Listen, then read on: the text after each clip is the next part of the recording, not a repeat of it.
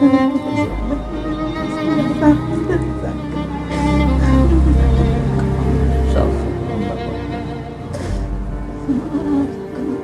seperti ini disebut dengan ketempelan, Ustaz. Ketika seorang punya penyakit ketempelan itu dikatakan oleh baginda Rasulullah SAW, sakit bagian perut itu sebenarnya kalau sabar ya itu menjadi sebuah penghilang dosa sebenarnya.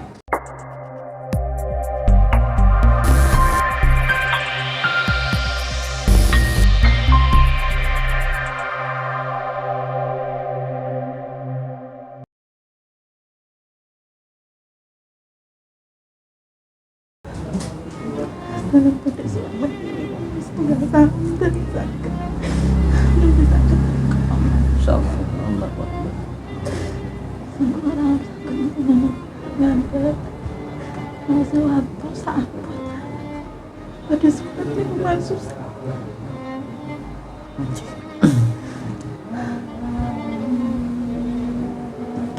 Sebenarnya penyakit seperti ini sudah sering saya tausiahkan, sering saya katakan bahwa penyakit seperti ini disebut dengan ketempelan, Ustaz. Ketika seorang punya penyakit ketempelan itu dikatakan oleh baginda Rasulullah SAW, sakit bagian perut itu sebenarnya kalau sabar ya itu menjadi sebuah penghilang dosa sebenarnya.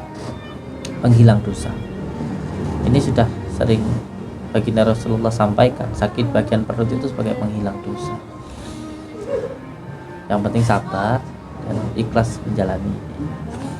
Nanti kita memang wajib untuk berikhtiar, tapi kita juga ini hanya mendoakan saja, karena apa yang jenengan alami ini sebenarnya bukanlah sesuatu hal yang sia-sia gitu. Semuanya itu sebenarnya ada hikmah-hikmahnya di situ. Sama seperti kita dicaci, kita dibully, kita dihina, itu sebenarnya juga ada hikmahnya, karena setiap suatu hal yang buruk itu menyuburkan dan menghilangkan hal-hal yang sejatinya itu malah bisa menumbuhkan. Ini nanti Ustaz, yang menempel ini nanti dihilangkan dengan kunir. Jadi kunir diparut, setelah itu diperas tanpa dicampur dengan air, lalu dikawinkan atau diselaraskan untuk menjadi obat bagi diri beliau. Sebab surat Al-Ikhlas itu dari alam malakut, sedangkan pohon kunir itu adalah pohon semula jadi. Pohon kunir itu adalah pohon semula jadi, pohon obat. Oleh sebab itu kenapa dari zaman dulu nenek moyang kita setiap orang lahir pasti dikasih kunir, karena kunir ini adalah pohon semula jadi, obat dari semua penyakit yang ada di dalam diri kita. Yang penting tahu cara memesrakan atau membangkitkan Nur Muhammad yang ada di dalam kunir tadi, yaitu dengan cara dikawinkan dulu. Maharnya surat Al-Ikhlas. Yang kedua ialah sholawat 17 kali tahan nafas. Kenapa surat Al-Ikhlas? Surat Al-Ikhlas ini adalah mas kawinnya Nabi Adam kepada Siti Hawa. Itu adalah mas kawinnya. Makanya kenapa kunir ini dulu ditaruh di udel ketika pusar ini putus.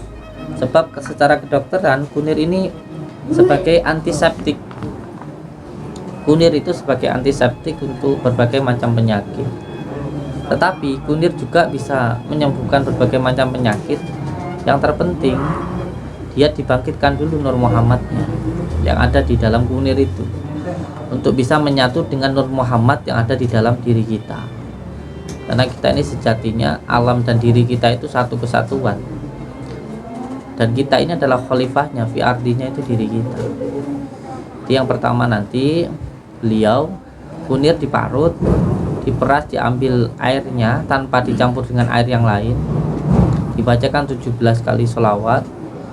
Yang pertama surat Al-Ikhlas, terus diminumkan ke beliau. Setelah diminumkan, nanti yang kedua parutannya tadi dimasukkan ke degan kelapa muda, dikasih madu, terus dibakar, diminumkan beliau. Nah setelah yang ketiga tadi, nanti yang terakhir baru diterapi, ditekan titik kahilnya, amit Bu, di sini Sini nanti ditekan dengan kunir, terus di sininya,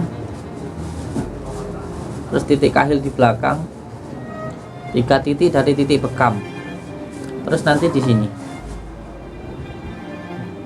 nanti kasih sapu lidi, masukkan ke sini, ke tengah-tengah tulang sini, ditekan begini ya. Nah, setelah ditekan seperti itu baru nanti disiramkan pakai daun bidara. Sering orang salah paham ketika saya memberikan daun bidara, dikira itu bunga, dikira itu kembang. Padahal daun bidara itu di dalam Al-Quran disebut dengan daun syit.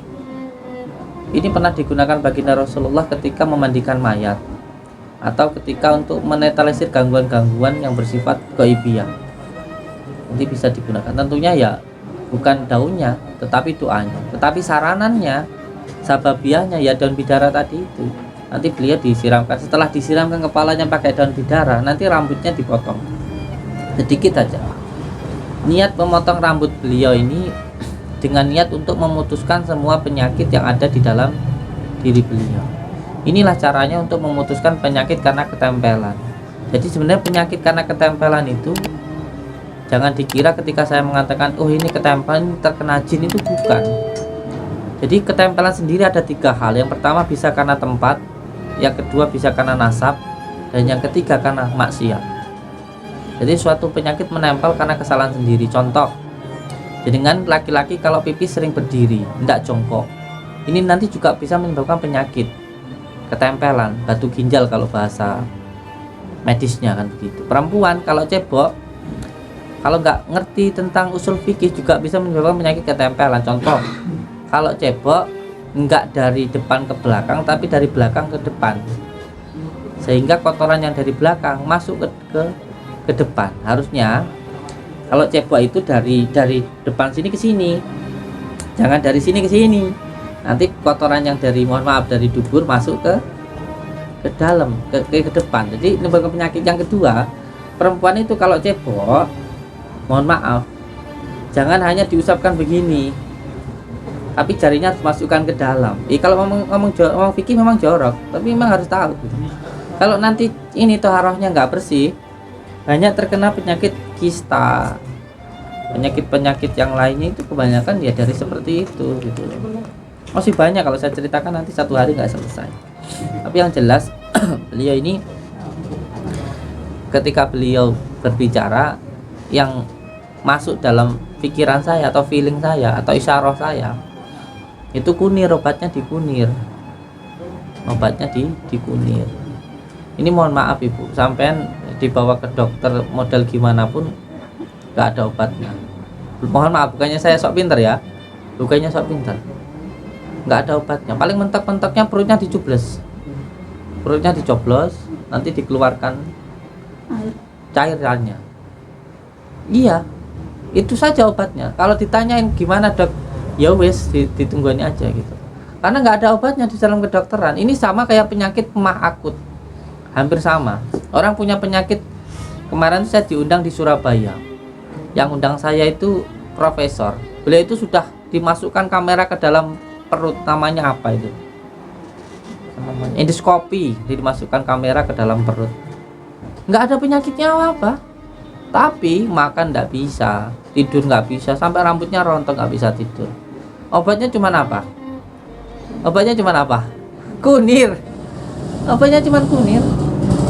7 kali dilakukan terapi sembuh. Sampai kesini ngasih saya hadiah bermacam-macam ini. Profesor sudah di Amerika 3 bulan, di Singapura 1 bulan beliau berobat itu. Nggak sembuh. Oh, sembuhnya pakai media yang ada di tanah Jawa ini, di Indonesia. Kunir obatnya, nggak macam-macam, kunir gitu. Jadi nanti di terapi dulu, beliau kasih kunir, diminumkan di beliau ya. Karena apa? Karena ini sebenarnya penyakit karena ketempelan. Jadi penyakit karena ketempelan itu seharusnya dihilangkan dulu yang menempel gitu. Oke, moga diruqyah dulu. Nanti setelah diruqyah, jadi ruqyahnya yang pertama diminumkan kunir dulu. Terus setelah itu nanti ditekan titik kahilnya, disiramkan pakai daun bidara, nanti dipotong rambutnya. Setelah itu nanti rambutnya dibuang di sungai sambil baca ayat kursi. Setelah itu nanti pulang dibawakan daun bidara dan garam, semuanya gratis, sama sekali tidak ada biaya. Oke, kami saya di rukyah dulu ya.